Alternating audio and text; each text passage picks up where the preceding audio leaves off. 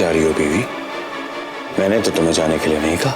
तुम जो चाहते थे वो मैंने किया। तुमसे किसने कहा कि मैं इतना ही चाहता हूं? किसने बोला तुमसे? पति हूं तुम्हारा, तो फिर ये दूरियां किस बात की? खैर, काल करे सो आज कर, आज करे सो अब, दूरियां मिट जाएंगी पल में, कोशिश करेगा जब।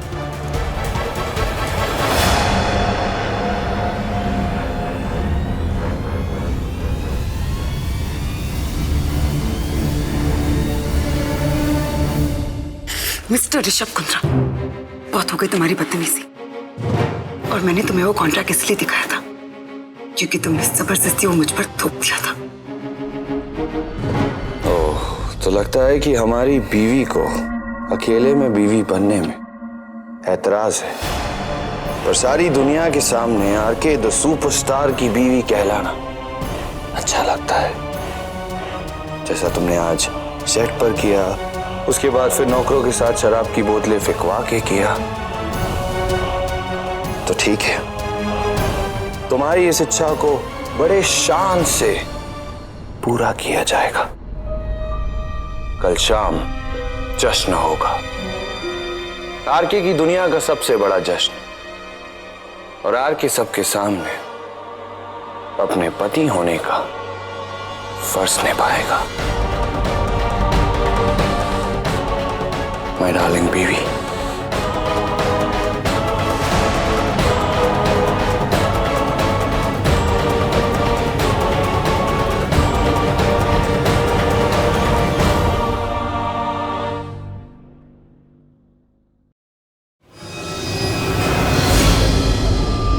ये पत्नी धर्म निभाने का खेल तुम्ही ने शुरू किया था, और अब इसमें मुझे भी बहुत मजा आने लगा है।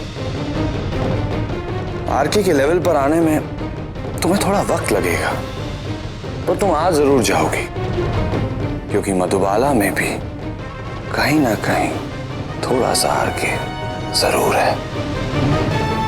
कल शाम को तैयार रहना आरके की मोहब्बत के लिए।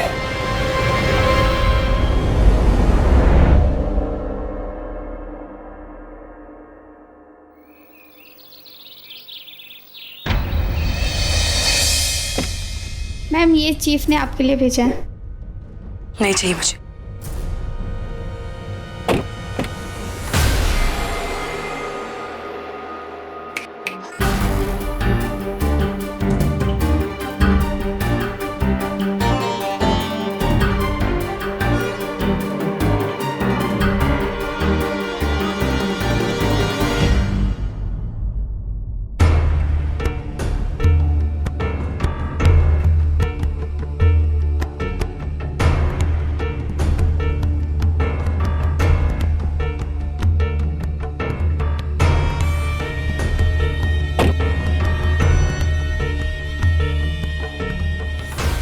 बीवी, आज रात पार्टी है।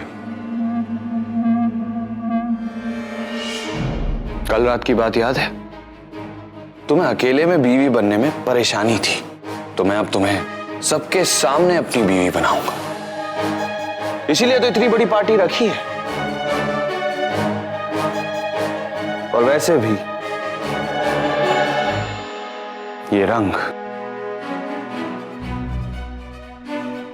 तुम्हारी आंखों की खासियत को सबके सामने लाएगा।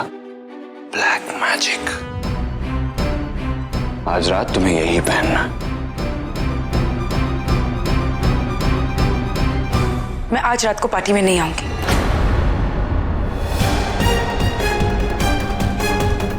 Excuse me?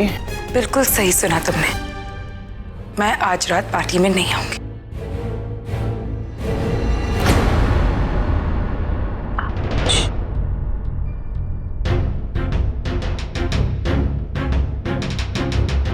देखा, मुझे ही नहीं, इस साड़ी को भी तुम्हारे जवाब से ऐतराज है।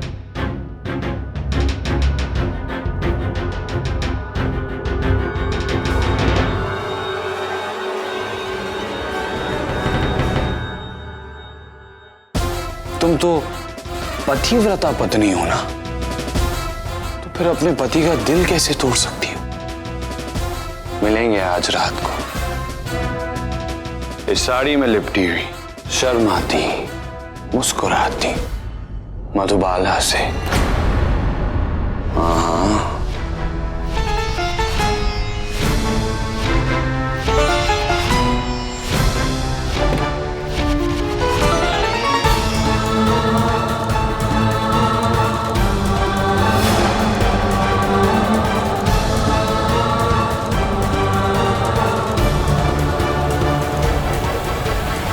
हेलो।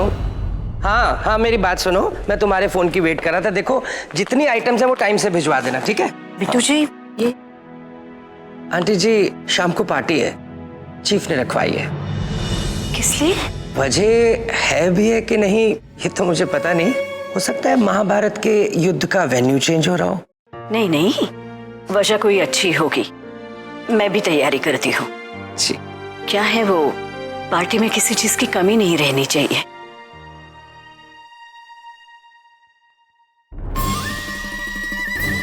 हाँ जी सिकंदर जी। अरे बिट्टू जी, सुना है कि ये फिल्म स्टार्स की पार्टीज में फिरंगी लड़कियां आती है नाचने के लिए, वो गोरी गोरी खूबसूरत सी।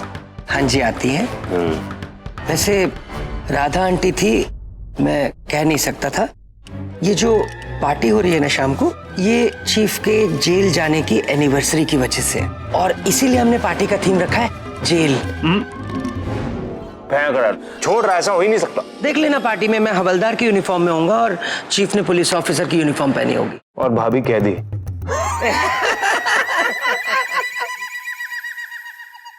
और वैसे बिट्टू, ये खबर पक्की है ना? ये पार्टी थीम जेल, ये पक्का है ना? तुम्हें मेरे पे विश्वास नहीं है ना, तो कोई बात नहीं, तुम चीफ से पूछ लेना, तुम्हारे छोटे भाई हैं, मना थोड़ी करेंगे। अरे डरावना यार, मैं तुझ पर विश्वास करता हूँ, तू क्यों झूठ बोलेगा? देखो सिकंदर, मैं तुम्हारा वेलविशर हूँ, तुम चीफ को अपनी फिल्म में लेना चाहते हो ना? हाँ, तो यही मौका है, बिल्कुल उनके दिल में उतर जाओ सीधा और अपनी जगह बना लो। Thank you Bittu. Most welcome. Thank you.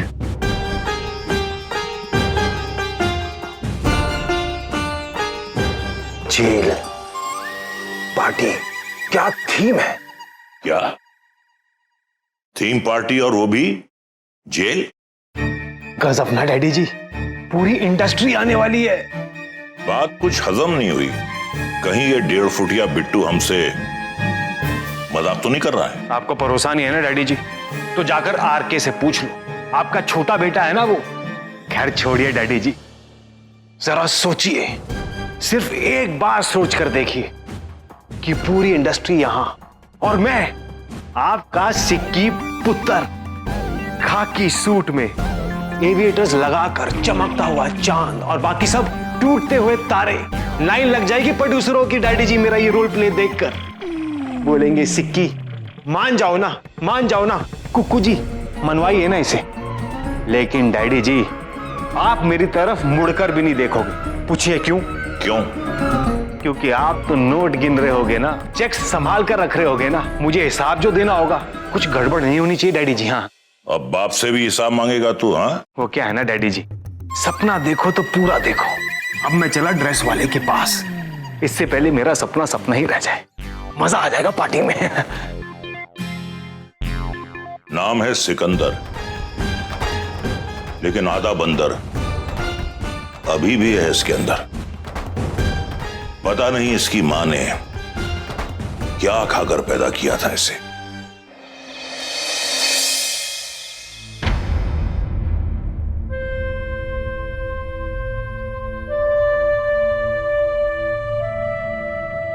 मधु,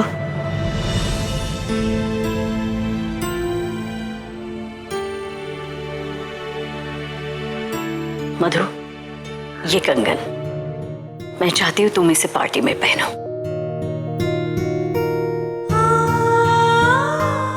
वो बिट्टू जी बता रहे थे ये सब ऋषभ ने खुद खरीदा है ना तुम्हारे लिए। पसंद अच्छी है उसकी। मधु, मैं जानती हूँ ये सब तुम्हारे लिए इतना आसान नहीं है, लेकिन मैं तुम्हें आरके की पत्नी बनकर नहीं, मेरी बहू बनकर पार्टी में आने के लिए तो कह सकती हूँ ना। कैसी बहू माँ? वो रिश्ता तो बाद में आता है ना।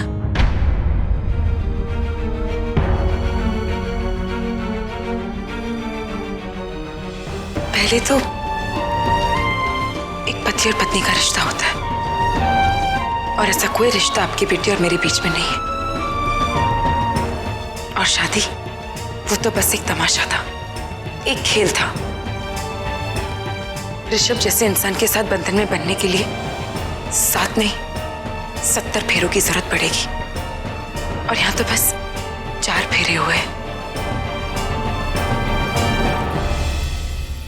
और रही बात इस पार्टी की, तो ये आप और मैं बहुत अच्छे से जानते हैं कि ऋषभ ने ये पार्टी दुनिया वालों के सामने मुझे बेइज्जत और मुझे नीचा दिखाने के लिए रखी है।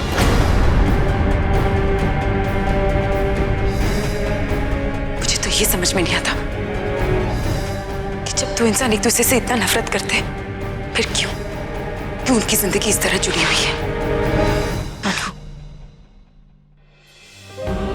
इस दुनिया में हर क्यों के पीछे कोई वजह होती है। मैं उसकी गलतियों को छुपाने की कोशिश नहीं कर रही हूं। मैं जानती हूं वो कठोर है, पत्थर है, बदतमीज है। मैंने उसे सही करने की बहुत कोशिश की, लेकिन हार गई। अब कोई तो उसे मिला है जो उसे जवाब दे सके, उसकी आंखों में आंखें डालकर देख सके, और उन्हीं आंखों से उसके दिल के गहराइयों में जाकर झांक सके।